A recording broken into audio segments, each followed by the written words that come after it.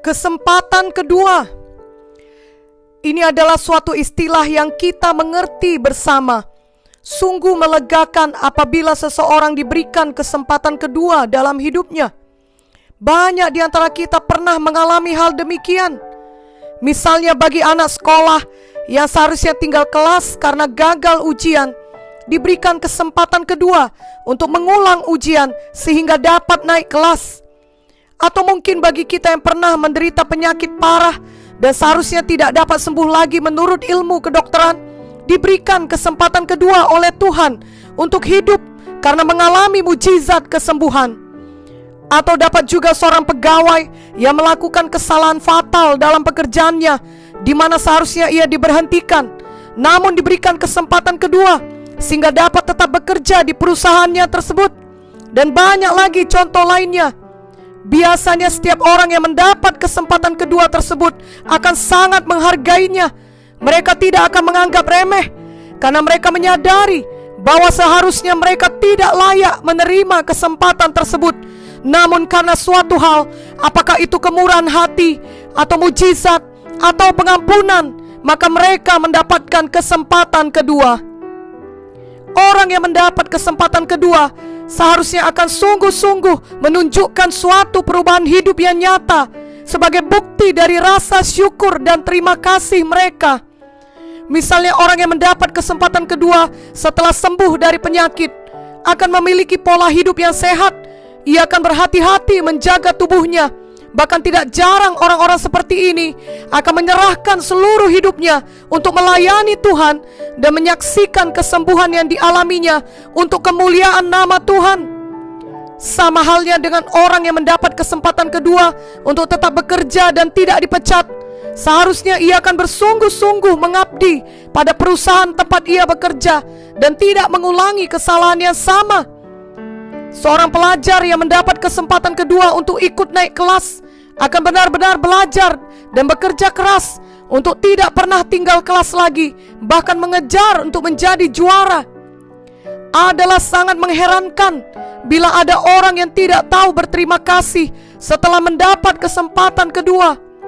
Dan lebih mengherankan lagi bila ada orang yang menolak kesempatan kedua. Hal tersebut dapat dikatakan sebagai suatu kebodohan.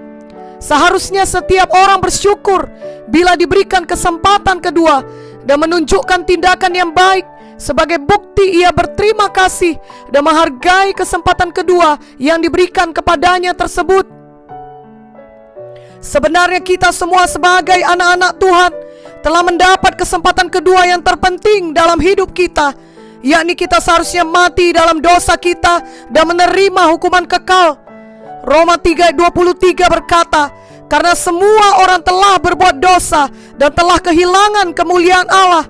Dan Roma 6:23 berkata, sebab upah dosa ialah maut, tetapi karunia Allah ialah hidup yang kekal dalam Kristus Yesus Tuhan kita.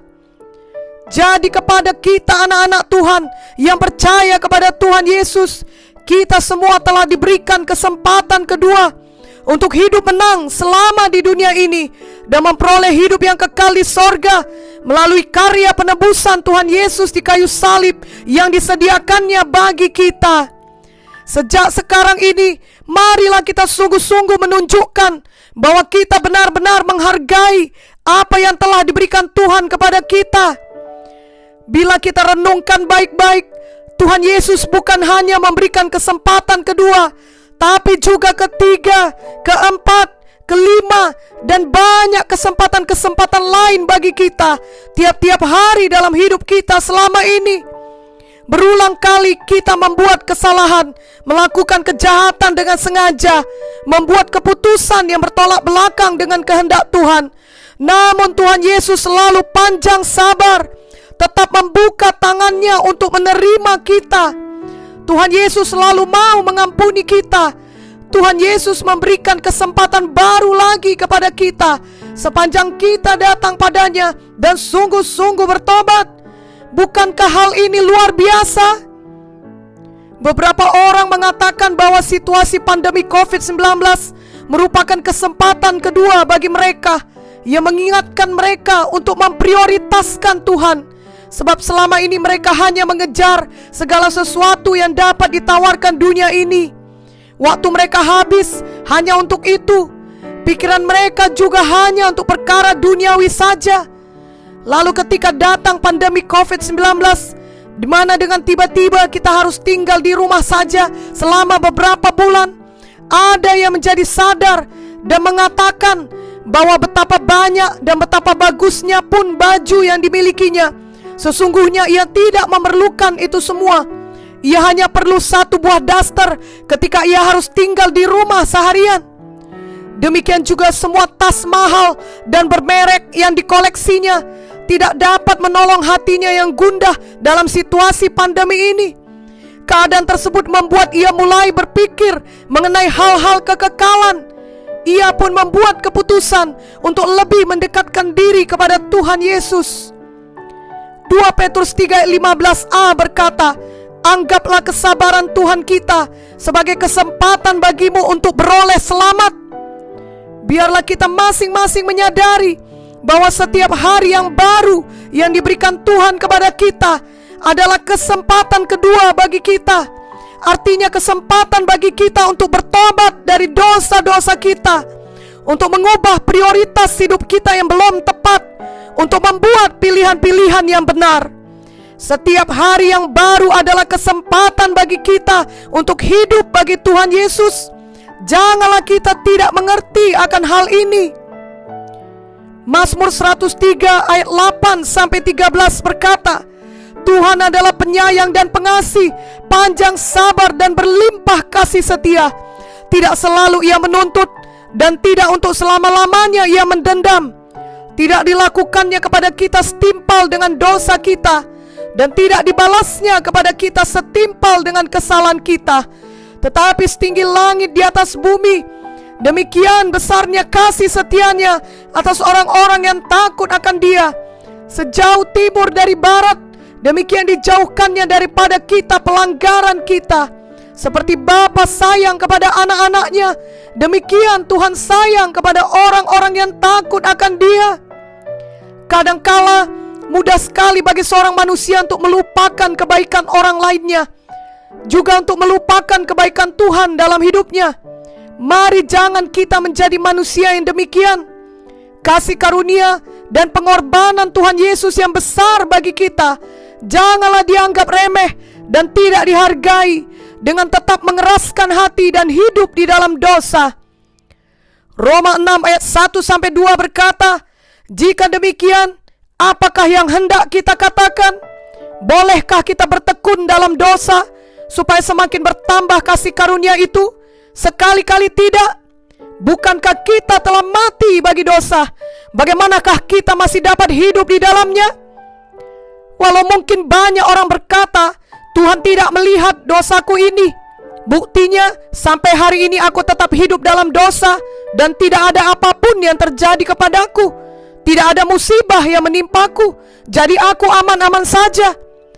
Mari kita jangan menjadi orang yang tertipu dengan pemikiran yang salah seperti itu. Kalaupun kita melihat atau mungkin kita sendiri pernah mengalami di mana suatu dosa yang dilakukan sepertinya tidak langsung menerima akibatnya, janganlah tertipu. Karena bila dosa tersebut tidak ditinggalkan, walau tidak ada orang yang tahu, namun Tuhan tahu, dan itu akan menyeret kepada kedukaan, kegagalan, bahkan kelak kepada maut dan kematian yang kekal. Setiap dosa akan menerima bayaran dan ganjarannya, sepandai apapun seseorang menutupinya. Walau mungkin tidak terjadi secara langsung, apakah dalam satu hari, satu minggu, satu bulan, ataupun satu tahun, namun tak dapat tiada, suatu saat apa yang ditabur seseorang akan dituainya. Galatia 6 ayat 7-8 berkata, "Jangan sesat, Allah tidak membiarkan dirinya dipermainkan. Karena apa yang ditabur orang, itu juga yang akan dituainya. Sebab barang siapa menabur dalam dagingnya, ia akan menuai kebinasaan dari dagingnya. Tetapi barang siapa menabur dalam roh, ia akan menuai hidup yang kekal dari roh itu." Marilah kita mengerti bahwa bila kita telah membuat suatu keputusan yang keliru, telah memilih dosa dan belum menerima akibatnya. Mungkin itu adalah kesempatan kedua yang diberikan Tuhan kepada kita untuk segera bertobat dan berbalik dari jalan kita yang salah. Setan akan mencoba menipu dengan mengatakan tidak apa-apa, tidak ketahuan oleh siapapun, tidak ada kok yang peduli, tidak ada yang berani menegurmu apalagi menentangmu. Jadi teruskan saja, dan banyak lagi tipu daya lainnya. Kiranya hari ini kita menyadari dan menghargai kesempatan untuk bertobat yang diberikan Tuhan kepada kita. Kiranya setiap hari saat Roh Kudus menegur kita secara langsung ataupun melalui orang lain, agar kita bertobat dan berbalik dari dosa kita, apapun dosa tersebut, marilah kita dengan taat mematuhi pimpinan Roh Kudus tersebut. Janganlah menolaknya, janganlah membuat alasan, janganlah mengeraskan hati, dan janganlah pula menunda pertobatan kita. Mari kita menghargai dan memakai dengan baik kesempatan kedua yang diberikan oleh Tuhan kepada kita. Marilah kita bertobat sungguh-sungguh dan hidup untuk Tuhan. Di tengah pandemi COVID-19 ini, kita tetap dipelihara Tuhan. Marilah kita mempergunakan kesempatan hidup yang ada saat ini untuk bersaksi, untuk memberitakan Tuhan Yesus yang baik, untuk berbuat baik bagi kemuliaan nama Tuhan Yesus. Galatia 6 ayat 10a berkata, karena itu selama masih ada kesempatan bagi kita, marilah kita berbuat baik kepada semua orang. Biarlah kita terus mempergunakan kesempatan kedua ini untuk melayani Tuhan Yesus sampai Ia akan datang kembali menjemput kita semua anak-anaknya. Amin.